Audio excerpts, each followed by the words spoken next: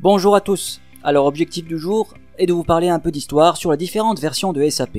On parlera des différentes versions qui se sont suivies avec le produit SAP et de leurs fonctionnalités. Pour ceux qui ne me connaissent pas encore, je suis Majbar Hamza et je suis consultant SAP.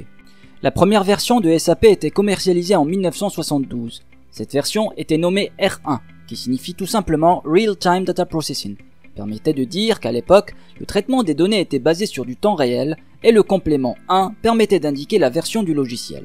Avec cette version, SAP permettait de faire seulement de la comptabilité financière et le système fonctionnait à l'époque sur des serveurs d'IBM avec un système d'exploitation DOS.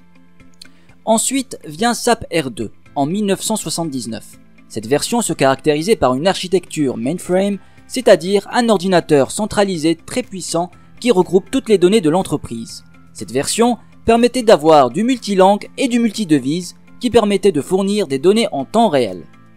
De nouveaux domaines d'activité étaient intégrés comme le processus de la logistique, le processus de la production et enfin les ressources humaines, et ceci sous l'appellation de modules. En 1992 vient l'apparition de SAP R3, une nouvelle génération de systèmes qui se basait sur une architecture dite client-serveur, c'est-à-dire avec un mode de communication en réseau entre plusieurs programmes.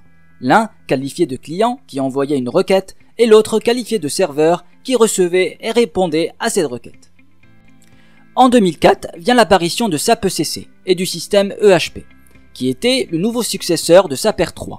Cette version constituait la base des solutions industrielles et aussi un tremplin vers la SOA, qui est basée sur une architecture orientée service. En juillet 2007, de nouvelles mises à jour appelées Package étaient incluses afin de pouvoir aider les entreprises à optimiser leurs performances et à réduire les coûts de leur maintenance. Cette version comprenait l'apparition de nouveaux modules comme par exemple SRM pour la gestion des relations fournisseurs, CRM pour la gestion des relations clients, SCM pour la planification de la chaîne logistique et enfin PLM pour la gestion du cycle de vie de produits. En février 2015 vient la dernière version de SAP et qui est S4HANA, une plateforme imaginée qui combine le traitement des données, la base de données et le traitement en mémoire.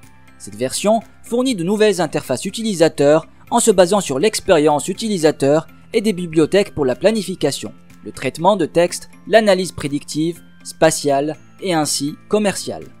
Donc pour résumer, SAP a évolué au fil du temps en commençant avec la version R1 qui permettait un traitement des données basé sur du temps réel.